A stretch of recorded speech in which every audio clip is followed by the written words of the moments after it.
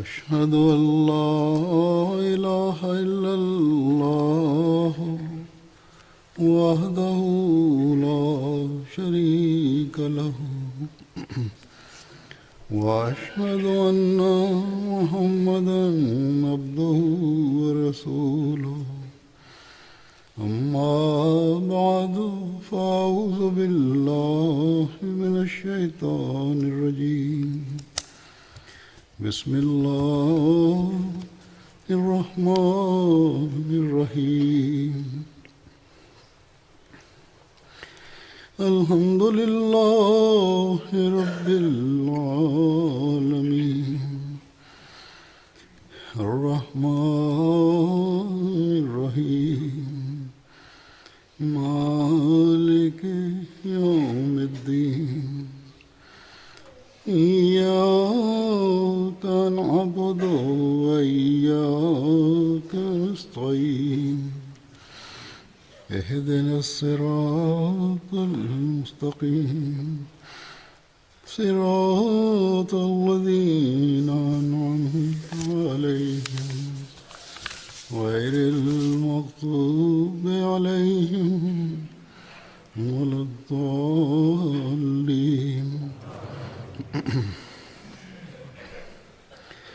بسم الله الرحمن الرحيم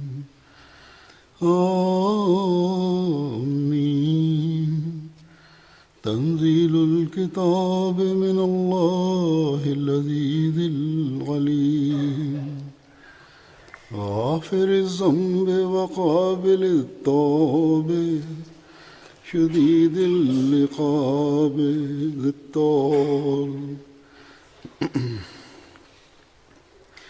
لا إله إلا هو إليه المصير الله لا إله إلا هو الحي القيوم لا تأخذه سنة ولا نوم له ما في السماوات وما في الأرض من ذا الذي يشفع عنده إلا بإذنه يعلم ما بين أيديهم وما خلفهم ولا يحيطون بشيء من علمه إلا بما شاء وسع كرسيه السماوات والأرض ولا يؤوده حفظهما وهو العلي العظيم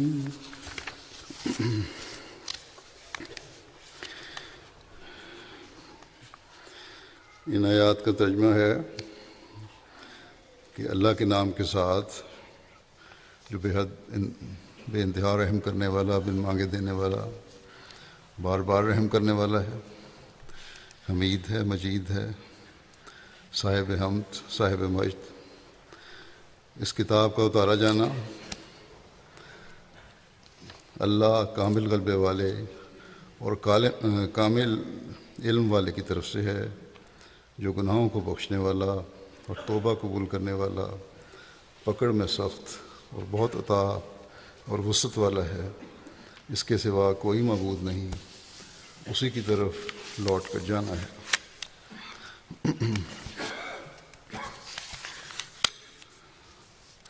دوسری آیت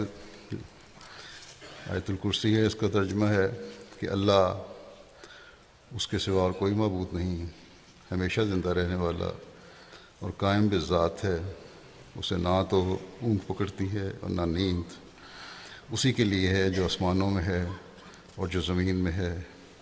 کون ہے جو اس کے حضور شفاعت کرے مگر اس کے اذن کے ساتھ؟ وہ جانتا ہے جو ان کے سامنے ہے اور جو ان کے پیچھے ہے، اور وہ اس کے علم کا کچھ بھی احاطہ نہیں کر سکتے مگر جتنا وہ چاہے۔ اس کی بادشاہت آسمانوں اور زمین پر مبتد ہے، ان دونوں کی حفاظت اسے تھکاتی نہیں، اور وہ بہت بلند شان اور بڑی عظمت والا ہے۔ یہ آیات سورۃ المومن کی آیات ہیں، جو پہلی 4 آیات ہیں، بسم اللہ سمیت 4 آیات ہیں، اور ایک آیت جیسا کہ میں نے کہا آیت الکرسی ہے جو سورۃ البقرہ کی آیت ہے۔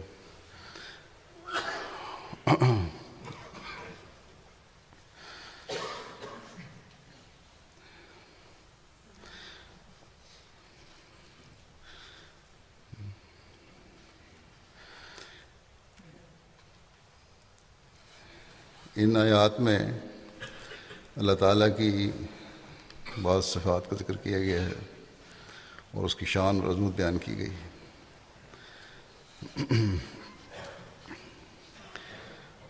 ان آیات کی اہمیت کے بارے میں احادیث میں حضرت صلی اللہ علیہ وسلم کا ارشاد ملتا ہے کہ آپ نے ابو ہریرہ رضی اللہ عنہ سے روایت ہے کہ رسول اللہ صلی اللہ علیہ وسلم نے فرمایا کہ جس نے صبح کے وقت حامیم المومن سے لے کر الہ المصیر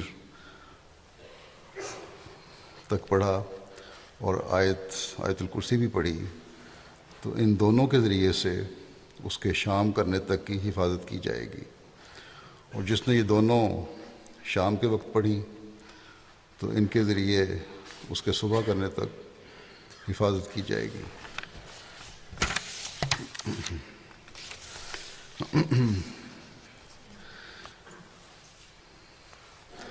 حامیم سورہ مومن کی حامیم جو ہے دوسری آیت ہے، پہلی بسم اللہ الرحمن الرحیم ہے، رحمان الرحیم کی ترجمے سے وضاحت ہو گئی۔ پھر حامیم ہے جو حروف مقطعات ہیں، کہ جو فرمایا حامیم یہ حمید اور مجید کے الفاظ ہیں۔ حمید کا مطلب ہے وہ جو تعریف کے قابل اور حقیقی تعریف اسی کو زیبا ہے، یعنی خدا تعالیٰ ہی ہے جو صاحب حمد ہے۔ حضرت مسیح موعود علیہ السلام حمد کے لفظ کی وضاحت کرتے ہوئے فرماتے ہیں کہ واضح ہو کہ حمد اس تعریف کو کہتے ہیں جو کسی مستحق تعریف کے اچھے فعل پر کی جائے، نیز ایسے انعام کنندہ کی مدح کا نام ہے جس نے اپنے ارادے سے انعام کیا ہو اور اپنی مشیت کے مطابق احسان کیا ہو۔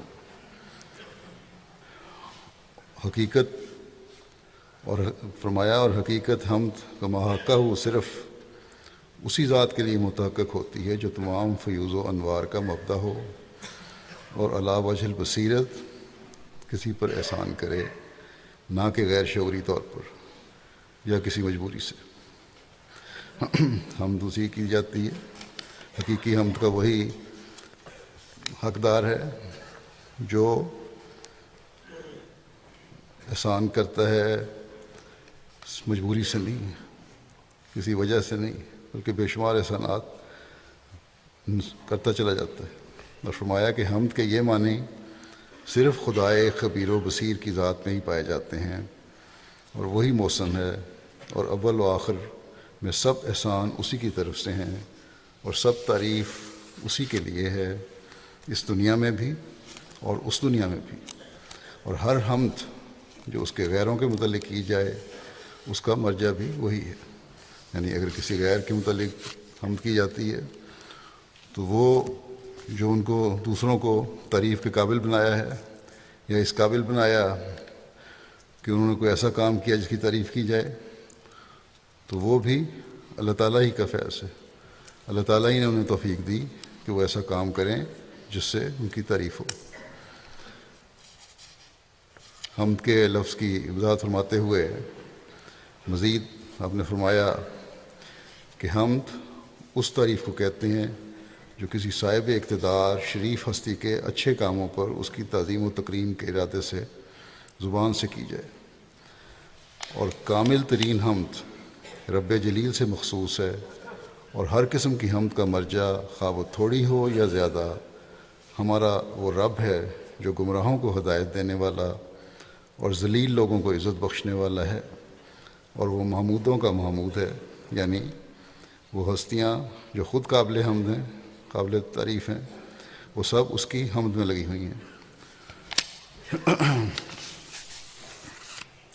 پھر آپ نے مزید فرمایا اسی لفظ حمد کی وضاحت کرتے ہوئے کہ لفظ حمد میں ایک اور اشارہ بھی ہے، اور وہ یہ ہے کہ اللہ تبارک و تعالیٰ فرماتا ہے کہ اے میرے بندو، میری صفات سے مجھے شناخت کرو اور میرے کمالات سے مجھے پہچانو۔ میں ناقص ہستیوں کی مانند نہیں، بلکہ میری حمد کا مقام انتہائی مبالغے سے حمد کرنے والوں سے بڑھ کر ہے، اور تم آسمانوں اور زمینوں میں کوئی قابل تعریف صفات نہیں پاؤ گے جو تمہیں میری ذات میں نہ مل سکیں، اور اگر تم میری قابل حمد صفات کو شمار کرنا چاہو تو تم ہرگز انہیں نہیں گن سکو گے، اگرچہ تم کتنا ہی جان توڑ کر سوچو اور اپنے کام میں مستغرق ہونے والوں کی طرح ان صفات کے بارے میں کتنی ہی تکلیف اٹھاؤ۔ خوب سوچو، کیا تمہیں کوئی ایسی حمد نظر آتی ہے جو میری ذات میں نہ پائی جاتی ہو؟ کیا تمہیں ایسے کمال کا سراغ ملتا ہے جو مجھ سے اور میری بارگاہ سے بعید ہو؟ اور اگر تم ایسا گمان کرتے ہو تو تم نے مجھے پہچانا ہی نہیں، اور تم اندھوں میں سے ہو۔ بس ہر حمد اللہ تعالیٰ ہی کو زیبا ہے۔ فرمایا بلکہ یقیناً میں اللہ تعالیٰ اپنے ستودہ صفات اور اپنے کمالات سے پہچانا جاتا ہوں، اور میری موسلا دھار بارش کا پتہ میری برکات سے کے بادلوں سے ہوتا ہے۔ پس جن لوگوں نے مجھے تمام صفات کاملہ اور تمام کمالات کا جامع یقین کیا، اور انہوں نے جہاں جو کمال بھی دیکھا اور اپنے خیال کی انتہائی پرواز تک انہیں جو جلال بھی نظر آیا، انہوں نے اسے میری طرف ہی نسبت دی، اور ہر عظمت جو ان کی عقلوں اور نظروں میں نمایاں ہوئی، اور ہر قدرت جو ان کے افکار کے آئینے میں دکھائی دی، انہوں نے اسے میری طرف ہی منسوب کیا۔ بس یہ ایسے لوگ ہیں جو میری معرفت کی راہوں پر گامزن ہیں۔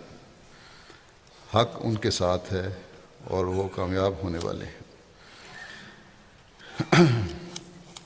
پس فرمایا کہ پس اللہ تعالیٰ تمہیں عافیت سے رکھے، اٹھو، خدائے ذوالجلال کی صفات کی تلاش میں لگ جاؤ، اور دانش مندوں اور غور و فکر کرنے والوں کی طرح ان میں سوچ و بچار اور امان نظر سے کام لو، گہری نظر سے کام لو، کیونکہ حمد کی صفت کا ادراک ہونے سے ہی باقی صفات کا بھی ادراک ہوتا ہے یا ہو سکتا ہے۔ فرمایا کہ اچھی طرح دیکھ بھال کرو اور کمال کے ہر پہلو پر گہری نظر ڈالو، اور اس عالم کے ظاہر میں اور اس کے باطن میں، اور اسے اس طرح تلاش کرو جیسے ایک حریص انسان بڑی رغبت سے اپنی خواہشات کی تلاش میں لگا رہتا ہے۔ اللہ تعالیٰ کے فضلوں کو جاننے کے لیے، اس کی صفات کو جاننے کے لیے، اس کی حمد کرنے کے لیے، راستے تلاش کرنے کے لیے بڑی کوشش کرو، ایک حریص انسان کی طرح کوشش کرو۔ فرمایا کہ پس جب تم اس کے کمال تام کو پہنچ جاؤ اور اس کی خوشبو پالو تو گویا تم نے اسی کو پا لیا، اور یہ ایسا راز ہے جو صرف ہدایت کے طالبوں پر ہی کھلتا ہے۔ بس یہ تمہارا رب اور تمہارا آقا ہے جو خود کامل ہے اور تمام صفات کاملہ اور محمد کا جامع ہے۔ ساری تعریفیں یا تعریف کے قابل چیزیں اسی میں جمع ہیں۔ بس اللہ تعالیٰ کے صاحب حمد ہونے کا یہ ادراک ہے جو ہمیں حاصل ہونا چاہیے، تاکہ اللہ تعالیٰ کی باقی صفات کو بھی ہم پہچان سکیں۔ پھر اللہ تعالیٰ فرماتا ہے کہ وہ مجید ہے، صاحب مجد ہے، بزرگی والا ہے۔ اللہ تعالیٰ کی بزرگی وہ بزرگی نہیں ہے جو ہم انسانوں کے بارے میں کہہ دیتے ہیں کہ بڑا بزرگ ہے، یا بڑی عمر کے لوگوں کو کہہ دیتے ہیں لوگ کہ بزرگ ہو گئے، بلکہ اللہ تعالیٰ کے لیے اس کا یہ مطلب ہے کہ وہ بہت ہی قابل تعریف اور بلند شان والا ہے، جس تک کوئی نہیں پہنچ سکتا، وہ جس کے فیض کی کوئی انتہا نہیں ہے، جو دیتا ہے اور دیتا چلا جاتا ہے، کبھی نہیں تھکتا۔ بس آیت پڑھتے ہوئے اللہ تعالیٰ کے صاحب مجد ہونے کے یہ معنی سامنے ہونے چاہیے، پہلے حمد کے معنی، پھر اس کے مجید ہونے کے معنی، پھر فرمایا کہ وہ عزیز ہے، یعنی وہ طاقتوں کا مالک ہے، سب طاقتوروں سے زیادہ طاقتور ہے، وہ ناقابل شکست ہے، اسے شکست دینا ناممکن ہے، سب عزتیں اسی کی ہیں، اس کی قدر و قیمت کا کوئی شمار ہی نہیں ہے، وہ ہر چیز پر غالب ہے، اس جیسا کوئی ہو ہی نہیں سکتا، یہ ہے عزیز کے معنی۔ پھر فرمایا وہ علیم ہے، یعنی وہ ہر چیز کا علم رکھنے والا ہے، اس چیز کا بھی جو ہو چکی ہے اور اس بات کا بھی جو آئندہ ہونے والی ہے، جس سے کوئی چیز چھپی ہوئی نہیں ہے، جس کا علم مکمل طور پر ہر چیز پر حاوی ہے۔ بس یہ وہ خدا ہے جس نے یہ کتاب اتاری ہے، یعنی قرآن کریم، اور جس نے یہ آخری شریعت اتاری ہے، اس نے ہر زمانے کی ضروریات کا علم اس میں مہیا کر دیا، اور اب ہر قسم کی حفاظت اور غلبہ اس پر حقیقی رنگ میں عمل کرنے سے ہوگا اور ہو سکتا ہے۔ پھر فرمایا وہ غافر الذنب ہے، گناہوں کو بخشنے والا ہے، بس اس کے آگے جھکتے ہوئے گناہوں کی بخشش مانگنی چاہیے۔ حضرت مسیح علیہ السلام نے اس کی بہت جگہ وضاحت فرمائی ہے کہ اپنے گناہوں کی ہمیشہ بخشش مانگتے رہنا چاہیے۔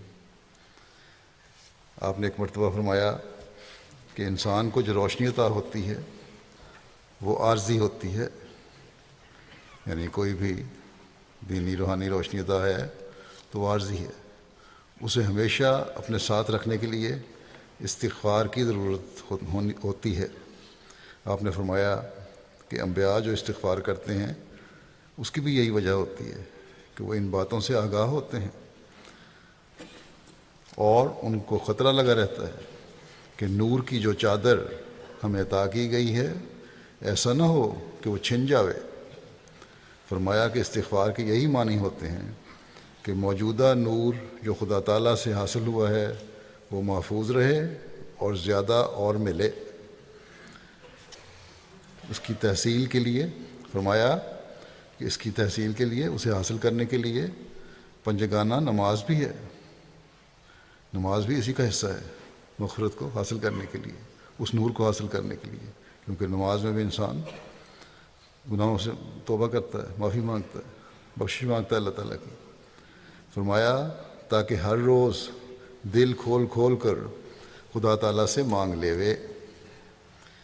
جسے بصیرت ہے وہ جانتا ہے کہ نماز ایک معراج ہے، اور وہ نماز ہی کی تضرع اور ابتہال سے بھری ہوئی دعا ہے جس سے یہ امراض رہائی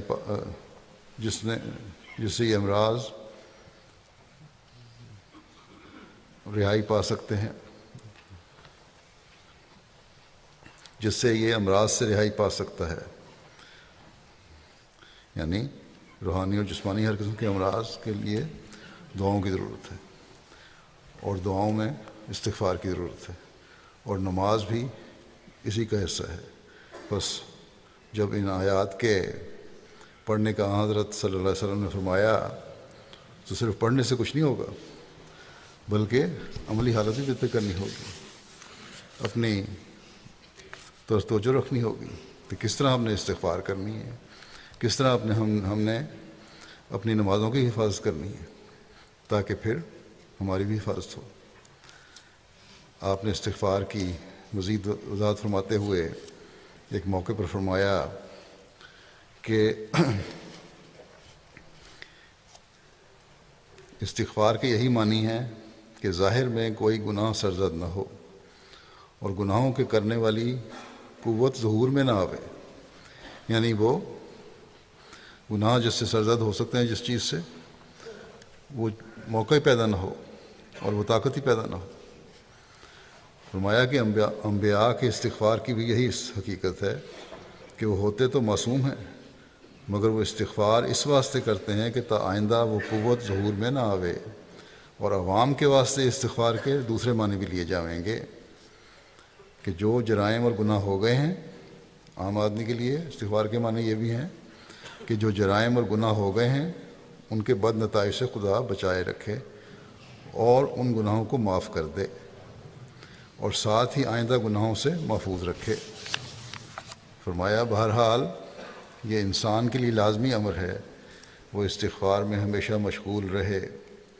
یہ جو فرمایا کہ یہ جو قحط اور طرح طرح کی بلائیں دنیا میں نازل ہوتی ہیں، ان کا مطلب یہی ہوتا ہے کہ لوگ استغفار میں مشغول ہو جائیں۔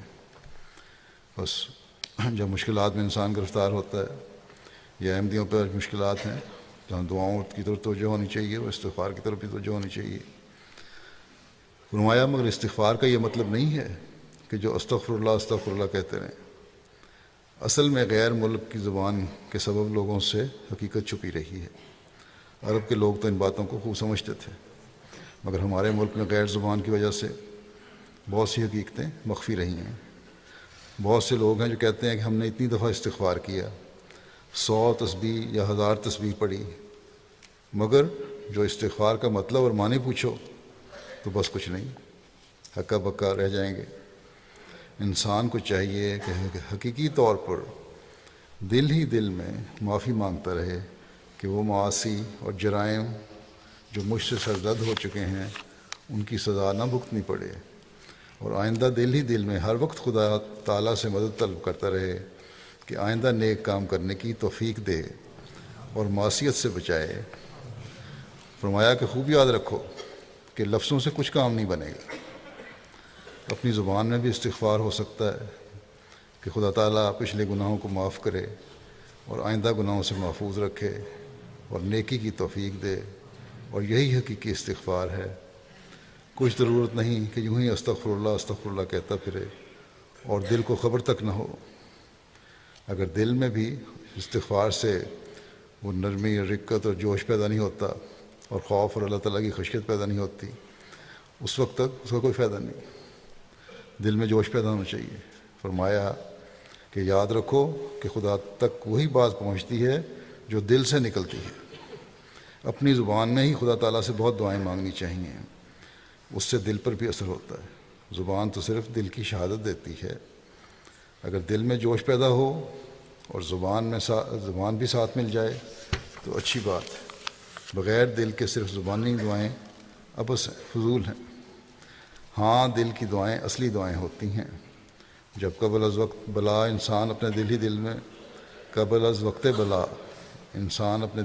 خدا تعالیٰ سے دعائیں مانگتا رہتا ہے اور استغفار کرتا رہتا ہے تو پھر خداوند رحیم و کریم سے وہ بلا ٹل جاتی ہے۔ یہ نہیں کہ مصیبت آ گئی، مشکل آ گئی، تکلیف آ گئی تب دعائیں مانگو، اس سے پہلے ہی دعائیں مانگتے رہنا چاہیے۔ تو فرمایا خداوند رحیم و کریم سے ان بلاؤں کو پھر ٹال دیتا ہے۔ لیکن جب بلا نازل ہو جاتی ہے پھر نہیں ٹلا کرتی۔ بلا کے نازل ہونے سے پہلے دعائیں کرتے رہنا چاہیے اور بہت استغفار کرنا چاہیے۔ اس طرح سے خدا بلا کے وقت محفوظ رکھتا ہے۔ فرمایا کہ ہماری جماعت کو چاہیے کہ کوئی امتیازی بات بھی دکھائے، فرق ہونا چاہیے کوئی۔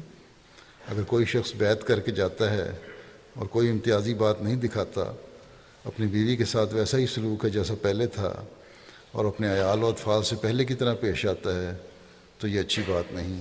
اگر بیعت کے بعد بھی وہی بدخلقی اور بدسلوکی رہی اور وہی حال رہا جو پہلے تھا تو پھر بیعت کرنے کا کیا فائدہ۔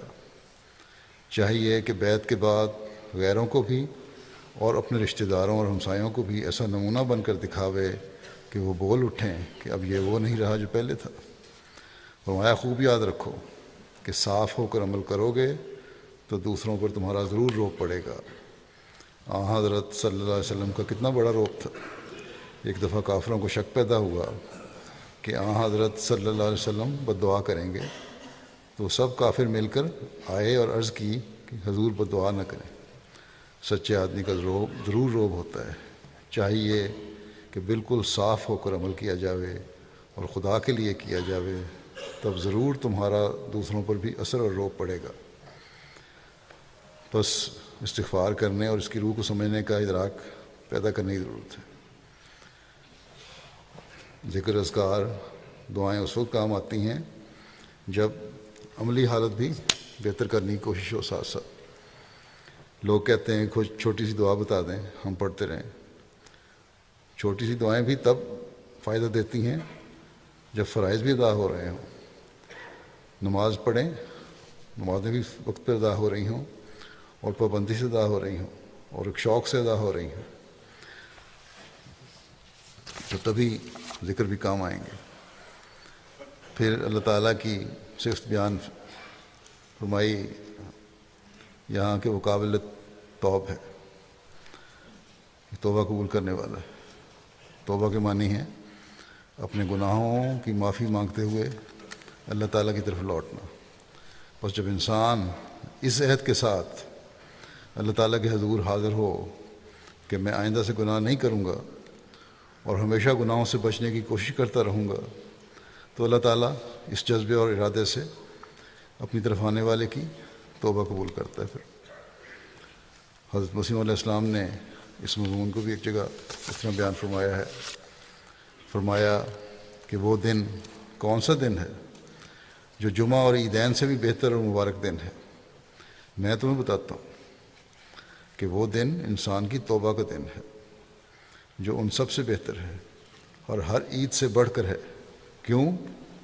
اس لیے کہ اس دن وہ بد اعمال نامہ جو انسان کو جہنم کے قریب کرتا جاتا ہے اور اندر ہی اندر غضب الہی کے نیچے اسے لا رہا تھا، دھو دیا جاتا ہے اور اس کے گناہ معاف کر دیے جاتے ہیں۔ حقیقت میں اس سے بڑھ کر انسان کے لیے اور کون سا خوشی اور عید کا دن ہوگا جو اسے ابدی جہنم اور ابدی غضب الہی سے نجات دے دے۔ توبہ کرنے والا گناہ گار جو پہلے خدا تعالیٰ سے دور اور اس کے غضب کا نشانہ بنا ہوا تھا، اب اس کے فضل سے اس کے قریب ہوتا اور جہنم اور عذاب سے دور کیا جاتا ہے، جیسا کہ اللہ تعالیٰ نے فرمایا ان اللہ یحب التوابین و یحب المتطہرین۔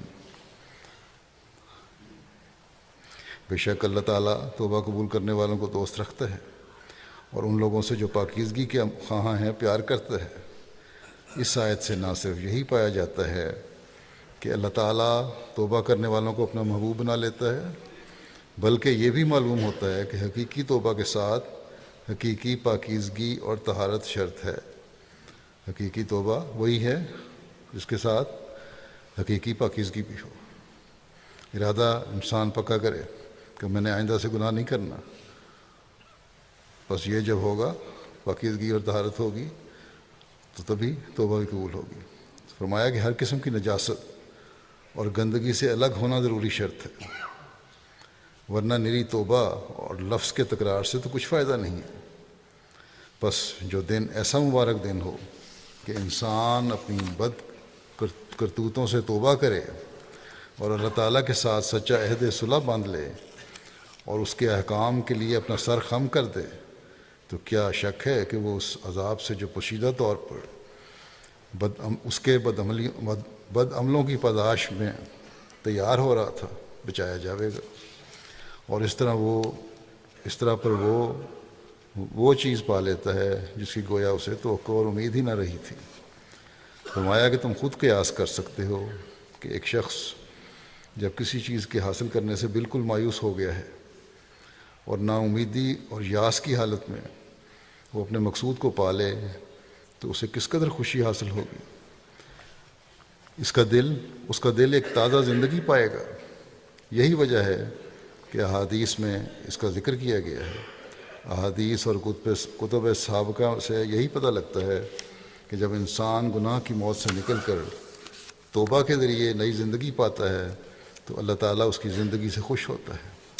حقیقت میں یہ خوشی کی بات ہے ہی کہ انسان گناہوں کے نیچے دبا ہو اور ہلاکت اور موت ہر طرف سے اس کے قریب ہو، عذاب الہی اس کے کھا جانے کو تیار ہو کہ وہ یکایک ان بدیوں اور بدکاریوں سے جو بودھ اور ہجر کا موجب تھیں توبہ کر کے خدا تعالیٰ کی طرف آ جاوے۔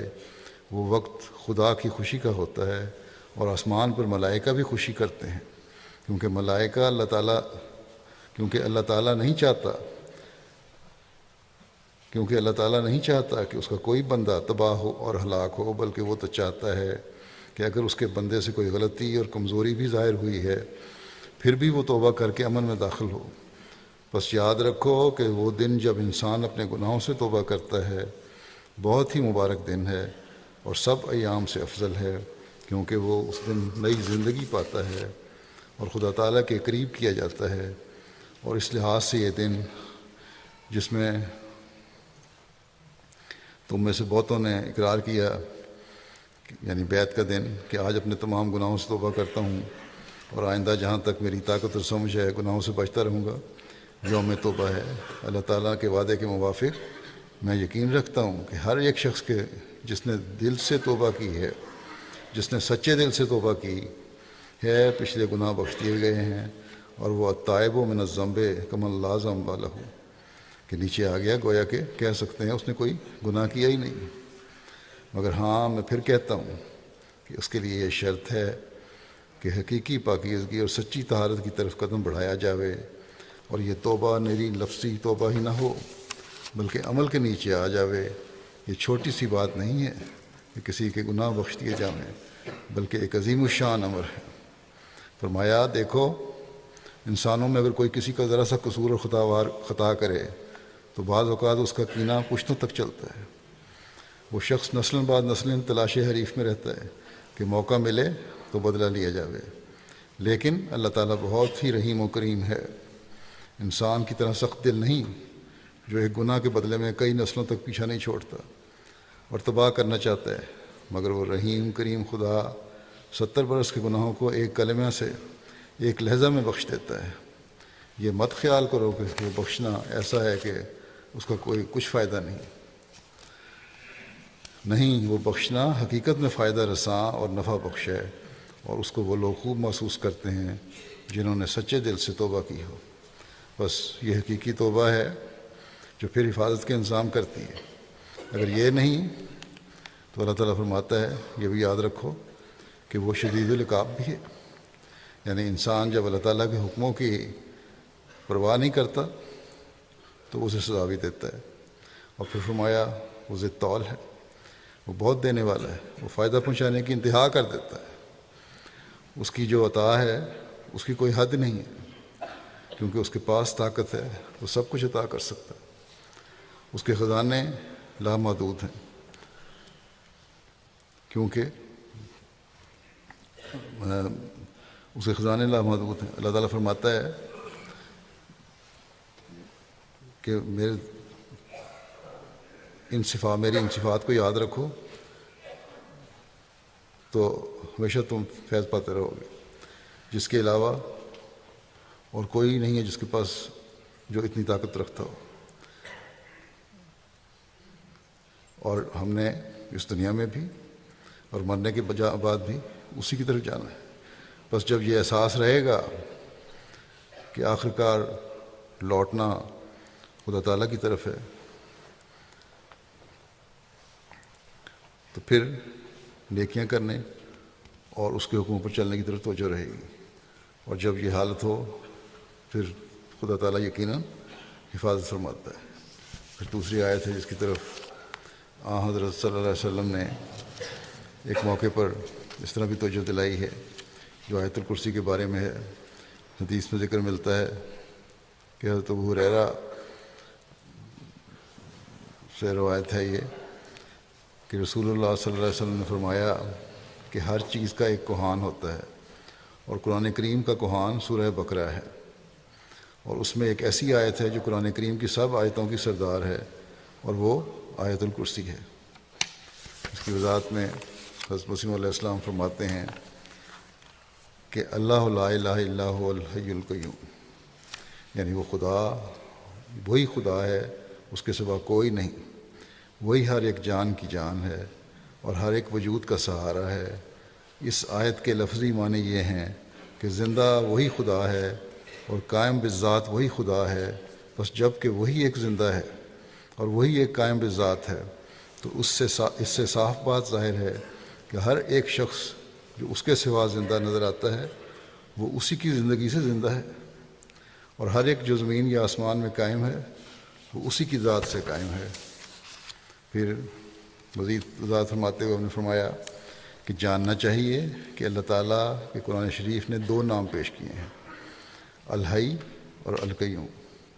الحی کے معنی ہیں خدا زندہ ہے اور دوسروں کو زندگی عطا کرنے والا۔ القیوم خود قائم ہے اور دوسروں کے قیام کا اصلی باعث۔ ہر ایک چیز کا ظاہری باطنی قیام اور زندگی انہی دونوں صفات کے طفیل سے ہے۔ بس حی کا لفظ چاہتا ہے کہ اس کی عبادت کی جائے، یہ غور طلب ہے۔ حی کا لفظ حی القیوم ہے، حی کا لفظ چاہتا ہے کہ اس کی عبادت کی جائے۔ اس کا مظہر سورہ فاتحہ میں ایاک نعبد ہے، اور القیوم چاہتا ہے کہ اس سے سہارا طلب کیا جائے۔ اس کو ایاک نستعین کے لفظ سے ادا کیا گیا ہے۔ زندہ رہنا ہے، روحانی طور پر بھی زندہ رہنا ہے تو، اور حی صفت سے فائدہ اٹھانا ہے تو اس کی عبادت کرنا ضروری ہے، اور عبادت کے لیے مدد بھی اس سے مانگنے کی ضرورت ہے کہ اللہ تعالیٰ توفیق دے کہ ہم عبادت کرنے والے ہوں۔ فرمایا کہ حی کا لفظ عبادت کو اس لیے چاہتا ہے کہ اس نے پیدا کیا اور پھر پیدا کر کے چھوڑ نہیں دیا۔ جیسے مثلا معمار جس نے عمارت کو بنایا ہے، اس کے مر جانے سے عمارت کا کوئی حرج نہیں ہے۔ ایک شخص ہے، کوئی تعمیر کی ہے بلڈنگ، اگر وہ جس نے بنائی ہے وہ بلڈنگ، اس کے مر جانے سے اس بلڈنگ کو کوئی فرق نہیں پڑتا۔ مگر انسان کو خدا کی ضرورت ہے، ہر حال میں لاحق رہتی ہے، اس لیے انسان کو خدا کی ضرورت ہر حال میں لاحق رہتی ہے، اس لیے ضروری ہوا کہ خدا سے طاقت طلب کرتے رہیں، اور یہی استغفار ہے۔ استغفار کے مضمون کی وضاحت پہلے تفصیل سے ہو چکی ہے کہ اللہ تعالیٰ کے فیض کی روشنی کو مسلسل جاری رکھنے کے لیے استغفار کی ضرورت ہے، اور یہ استغفار ہی عبادت ہے اور اس سے طاقت عطا ہوتی ہے۔ پھر آیت الکرسی میں جو شفاعت کا مضمون بیان ہوا ہے اس کو بیان فرماتے ہوئے یہ نقطہ آپ نے بیان فرمایا کہ ہر انسان دوسرے کے لیے جب دعا کرتا ہے تو یہ بھی ایک طرح کی شفاعت ہے، اور یہ ایک مومن کی صفت ہونی چاہیے جو ہمیشہ وہ کرتا رہے۔ آپ فرماتے ہیں خدا کے اذن کے سوا کوئی شفاعت نہیں ہو سکتی، اللہ تعالیٰ نے فرما دیا۔ قرآن شریف کی روح سے شفاعت کے معنی یہ ہیں کہ ایک شخص اپنے بھائی کے لیے دعا کرے کہ وہ مطلب اس کو حاصل ہو جائے یا کوئی بلا ٹل جائے، یعنی جس مقصد کے لیے کسی نے دعا کے لیے کہا ہے اس کے لیے دعا کرے، وہ مقصد اس کا پورا ہو جائے۔ اگر کوئی مصیبت اور بلا ہے تو وہ بلا ٹل جائے۔ فرمایا کہ پس قرآن شریف کا حکم ہے کہ جو شخص خدا تعالیٰ کے حضور میں زیادہ جھکا ہوا ہے وہ اپنے کمزور بھائی کے لیے دعا کرے کہ اس کو وہ مرتبہ حاصل ہو، یہی حقیقت شفاعت ہے۔ سو ہم اپنے بھائیوں کے لیے بے شک دعا کرتے ہیں کہ خدا ان کو قوت دے اور ان کی بلا دور کرے، اور یہ ایک ہمدردی کی قسم ہے۔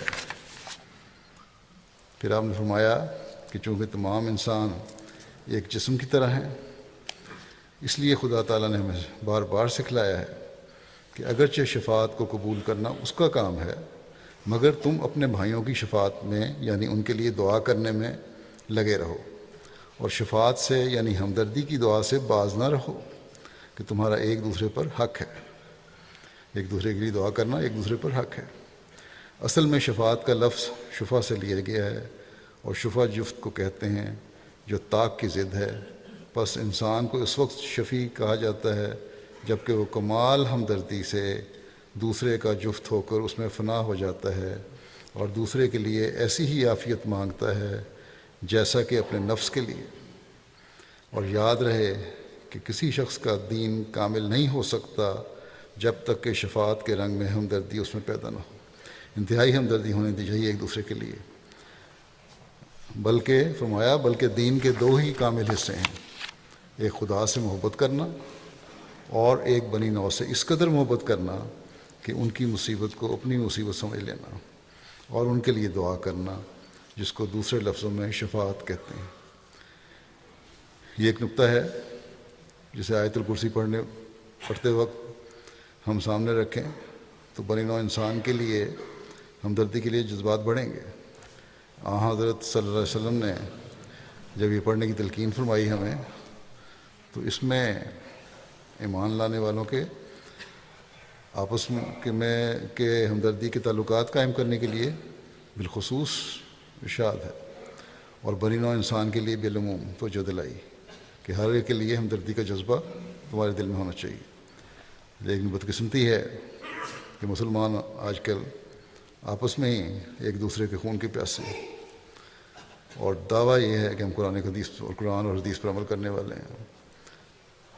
بہرحال یہ یاد رہے کہ یہ بھی یاد رہنا چاہیے کہ حقیقی شفاعت کا حق اللہ تعالیٰ نے حضرت صلی اللہ علیہ وسلم کو عطا فرمایا، اور اس کے نظارے آپ کی زندگی میں ہم نے دیکھے۔ چنانچہ اس کو بیان کرتے ہوئے حضرت مسیح علیہ السلام فرماتے ہیں کہ آخرت کا شفیع وہ ثابت ہو سکتا ہے جس نے دنیا میں شفاعت کا کوئی نمونہ دکھلایا ہو۔ آخرت میں بھی شفیع ہوگا، یہی حضرت صلی اللہ علیہ وسلم کے بارے میں آیا ہے، وہ شفاعت کریں گے کہ وہی ثابت ہو سکتا ہے جس نے دنیا میں بھی کوئی شفاعت کا نمونہ دکھلایا ہو۔ اس معیار کو اگر آگے رکھ کر جب ہم موسیٰ پر نظر ڈالتے ہیں تو وہ بھی شفیع ثابت ہوتا ہے، کیونکہ بارہا اس نے اترتا ہوا عذاب دعا سے ٹال دیا، اس کی توریت گواہ ہے۔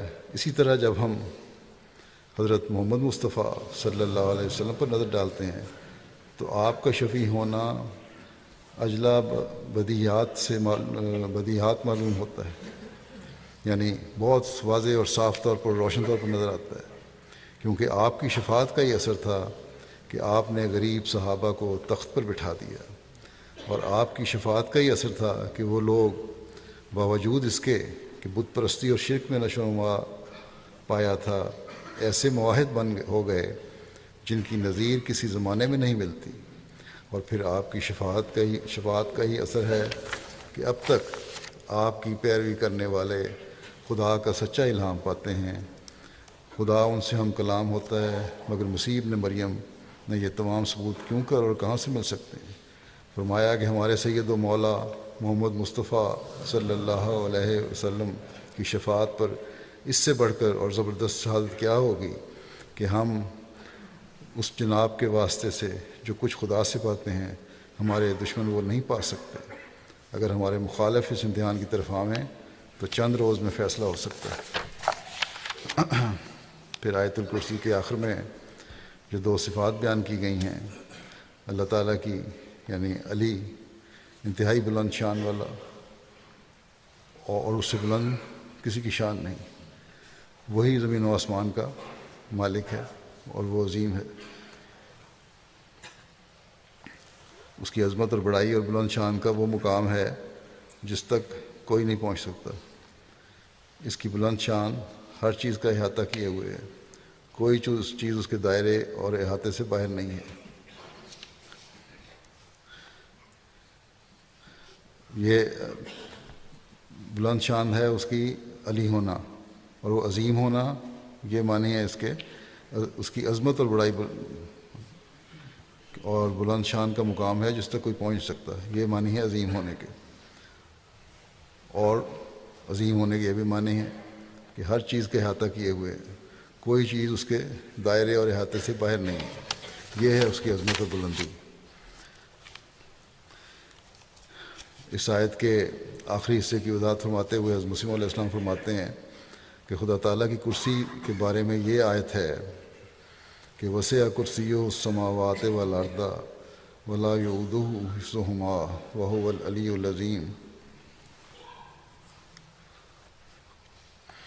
یعنی خدا کی کرسی کے اندر تمام زمین و آسمان سمائے ہوئے ہیں، اور وہ ان سب کو اٹھائے ہوئے ہے، ان کے اٹھانے سے وہ تھکتا نہیں ہے، اور وہ نہایت بلند ہے، کوئی عقل اس کی کونا تک پہنچ نہیں سکتی، اور نہایت بڑا ہے، اس کی عظمت کے آگے سب چیزیں ہیچ ہیں۔ یہ ہے ذکر کرسی کا، اور یہ محض ایک استعارہ ہے جس سے یہ جتلانا منظور ہے کہ زمین و آسمان سب خدا کے تصرف میں ہیں، اور ان سب سے اس کا مقام دور تر ہے، اور اس کی عظمت ناپیدا کنار ہے۔ بس یہ وہ عظیم خدا ہے جس کی عظمت کا کوئی کنارہ نہیں ہے، اور جس کی حدود لامحدود ہیں۔ اس نے ہر چیز کا احاطہ کیا ہوا ہے، کوئی حد نہیں ہے اس کی، اور ہر چیز اس کے احاطے میں ہے، ہر چیز کو اس نے گھیرا ہوا ہے۔ بس جب ان باتوں کی سمجھ ہوگی انسان کو، اور یہ سمجھ کر انسان آیات پڑھے، تو تبھی اللہ تعالیٰ کی آغوش میں آ سکتا ہے، اس کی حفاظت میں آ جاتا ہے۔ جب اللہ تعالیٰ کی حفاظت میں آنے کی کوشش انسان کرتا ہے تو پھر اللہ تعالیٰ کے حقوق بھی اور بندوں کے حقوق بھی ادا کرنے کی کوشش انسان کرتا ہے، اور کرنی چاہیے۔ اور جب یہ حقوق ادا ہو رہے ہوں گے تو اللہ تعالیٰ بھی پھر حفاظت فرماتا چلا جاتا ہے۔ بس یہ مضمون ہے جسے ہمیں اپنے سامنے رکھتے ہوئے حضرت صلی اللہ علیہ وسلم نے جو یہ تلقین فرمائی ہے کہ یہ آیات پڑھے جو اپنے اللہ تعالیٰ کی حفاظت میں رہے گا، تو آیات صرف پڑھنا ہی کافی نہیں ہے، بلکہ اس کے مضمون پر غور کرتے ہوئے ان باتوں کو اپنانے کی بھی ضرورت ہے، اور وہ فہم اور ادراک حاصل کرنے کی بھی ضرورت ہے جو ان آیتوں کے بارے میں حضرت صلی اللہ علیہ وسلم نے فرمایا، قرآن کریم نے اس کی وضاحت کئی جگہ کی، اور پھر حضرت مسیح علیہ السلام نے اس کو کھول کر ہمارے سامنے رکھا۔ اگر یہ باتیں ہوں گی تو پھر انسان اللہ تعالیٰ کے فضل سے اس کی حفاظت میں رہے گا۔ اللہ تعالیٰ ہمیں اس کے مطابق اپنی زندگیاں گزارنے کی توفیق عطا فرمائے۔ نماز کے بعد میں ایک جنازہ غائب آج بھی پڑھاؤں گا، جو عابدہ بیگم صاحبہ اہلیہ پروفیسر عبدالقادر ڈائری صاحب کا ہے، نواب شاہ کی رہنے والی تھی۔ یہ 22 جنوری کو 75 سال کی عمر میں ان کی وفات ہوئی ہے۔ انا للہ و انا الیہ راجعون۔ ان کے والد کا نام نیاز محمد خان تھا، یہ سرکاری افسر تھے، چیف کمشنر رہے پہلے وہاں مشرقی پاکستان میں، پھر کراچی میں بھی، لیکن یہ احمدی نہیں تھے۔ لیکن عابدہ بیگم کی والدہ احمدی تھیں، اور ان اولاد میں سے بھی یہ عابدہ بیگم جو ہیں یہ احمدی ہوئیں، اور بیعت انہوں نے کی 1963 میں، اور اس کے بعد اللہ تعالیٰ کی فضل سے وصیت بھی کی۔ اور حضرت خلیفۃ المسیح ثالث نے ان کی پھر شادی تعلیم مکمل کرنے BA کرنے کے بعد پروفیسر عبدالقادر ڈاری صاحب سے کروائی۔ ان کو اللہ تعالیٰ نے 5 بیٹیوں اور 1 بیٹے سے نوازا۔ نواب شاہ شہر کی صدر لجنہ رہیں، پھر لمبا عرصہ صدر لجنہ ضلع نواب شاہ رہیں، اور کافی خدمت کا موقع ملا۔ صدارت کے دوران لجنہ کے ساتھ بھرپور رابطہ رکھا، میٹنگز کے انعقاد میں ضلع کے دورے بڑے دور دور کے علاقوں میں کرتی رہیں۔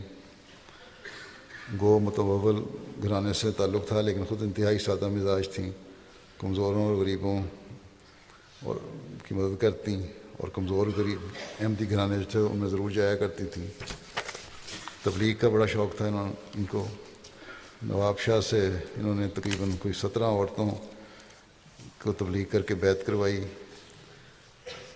گھر کے پاس آس پاس رہنے والے بچوں کو قرآن کریم بھی پڑھاتی تھیں۔ ان کے شوہر کو سندھی زبان میں قرآن کریم کا ترجمہ کرنے کی سعادت حاصل ہوئی۔ وہ نواب شاہ شہر کے امیر ضلع بھی تھے، شہر کے امیر بھی رہے، پھر ضلع نواب شاہ کے امیر بھی بنے۔ آج کل ان کے بیٹے امیر ضلع ہیں۔ بچوں کو انہوں نے اعلیٰ تعلیم دلوائی۔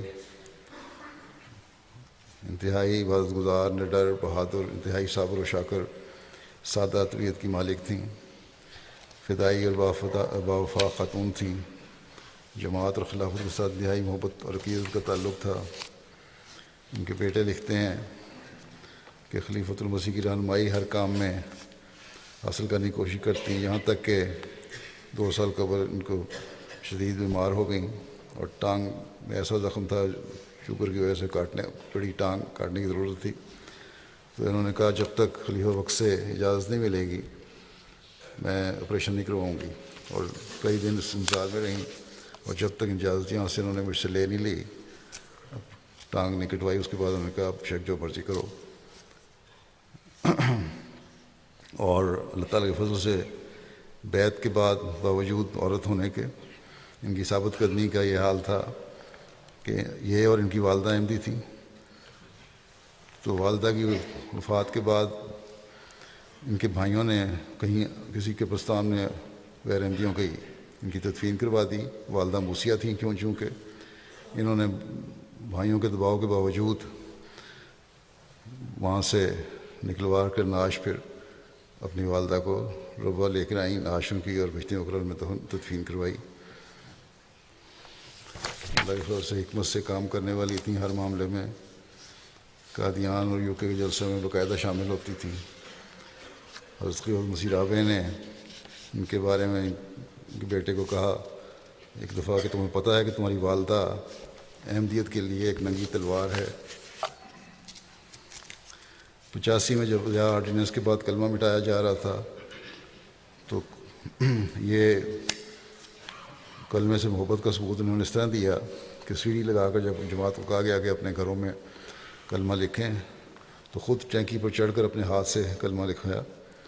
حالانکہ ایک تو خاتون تھیں, دوسرے ایسے خاندان کی تھیں جو عموماً ان باتوں کو بڑا لحاظ رکھتے ہیں. جاتے جاتے بھی ان کو آخری موت کے وقت بھی جو آخری دن تھے ان کے وفات سے کچھ دیر پہلے ان کے بیٹے کہتے ہیں سانس لینے میں دقت تھی تو کچھ پیسے ان کے ہاتھ میں دیے کہ وقف دید اور تاریخ دید کا بقایا چندہ ہے یہ فوری ادا کرو. ڈش لگوانے کے لیے انہوں نے وہاں ایک اسکیم احمدی گھروں کے لیے اس طرح شروع کی کہ کمیٹی ڈالی لجنا کی, اور ہر مہینے کسی نہ کسی کی کمیٹی نکلتی تھی جس سے ہر گھر میں ڈش لگ جاتا تھا اور اس سے خطبہ سننے کا انتظام ہو جاتا تھا. ان کے داماد ہیں مرزا حسن عمران, آسٹریلیا کے جماعت کے جنرل سیکرٹری ہیں. وہ بھی لکھتے ہیں کہ بڑی نڈر اور بہادر اور احمدیت کے لیے ہر وقت قربانی کے لیے تیار رہتی تھی. تلاوت اور خطبات انتہائی باقاعدگی سے کرتی اور سنتی تھیں. باوجود اس کے کہ ان کو سندھی زبان نہیں آتی تھی بلکہ اردو بھی صحیح طرح نہیں آتی تھی. افسر کی بیٹی ہونے کی وجہ سے سرکاری افسر کی پہلے ایسٹ پاکستان میں رہیں, پھر دوسری جگہوں پہ رہیں, انگریزی اسکولوں میں پڑھیں. انگلش زبان ان کی بہت اچھی تھی لیکن انہوں نے اپنے ماحول میں اپنے آپ کو ایڈجسٹ کیا شادی کے بعد, اور اس ماحول میں رہ کے سندھی زبان بھی سیکھی اور اپنے غیر احمدی سندھی رشتہ داروں کو تبلیغ بھی کرتی تھی. اللہ تعالیٰ ان کے مغفرت اور رحم کا سلوک فرمائے, ان سے درجات بلند کرے اور ان کی اولاد کو بھی ان کی نیکیوں پر چلنے کی توفیق عطا فرمائے.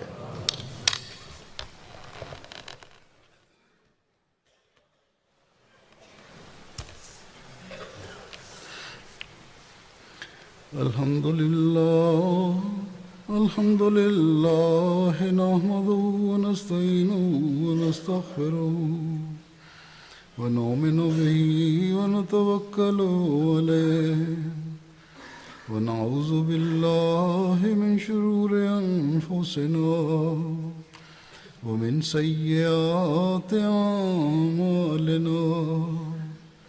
من يهده الله فلا مضل له ومن يضلل فلا هادي له ونشهد أن لا إله إلا الله ونشهد أن محمدا عبده ورسوله.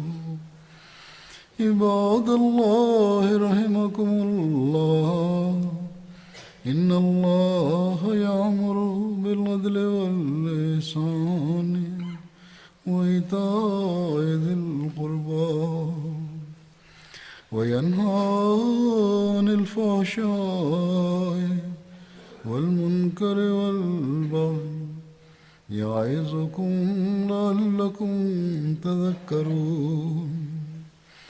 اذكروا الله يذكركم وادعوه يستجب لكم ولذكر الله أكبر.